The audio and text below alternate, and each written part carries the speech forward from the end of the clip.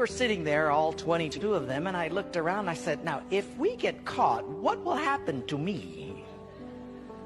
They said, oh, you'll get deported in 24 hours, and we'll go to prison for 3 years. I said, you're kidding. How many of you have been in prison for your faith? Out of 22, 18 raised their hands. I thought, no way. I looked at him and I said, you 22 people, how many people do you oversee? Because they were all of these small group leaders, underground church leaders in the Hunan province.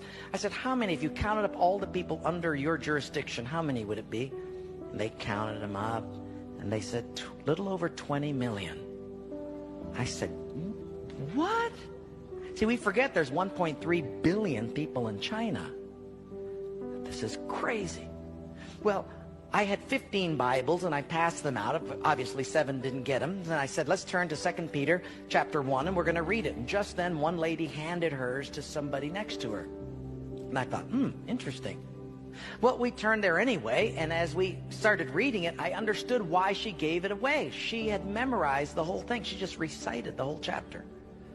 When it was done, I went over to her at a break and I said, you recited the whole chapter. She says, oh yes, I've memorized many chapters. I said, where did you memorize many chapters? She said, in prison. I said, you have much time in prison. So I said, but don't they confiscate the Bible? She said, yes. So people bring in scriptures written on pieces of paper and they bring it in. So I said, but then if they find that piece of paper on you, won't they confiscate that? She said, oh yes, that's why you memorize it as fast as you can. Because even though they can take the paper away, they can't take what's hidden in your heart. I thought, wow. Well, after 3 days, you fall in love with these people. And when it was done, I said, how can I pray for you? I'm going to go back to America. You guys have been just so wonderful. How can I pray for you? They said, you know, Wayne, you guys can gather like this whenever you want to in America. We can't. Could you pray that one day we'll be just like you? And I looked at him and I said, I will not do that. Big incredulous eyes looked at me and I said, why?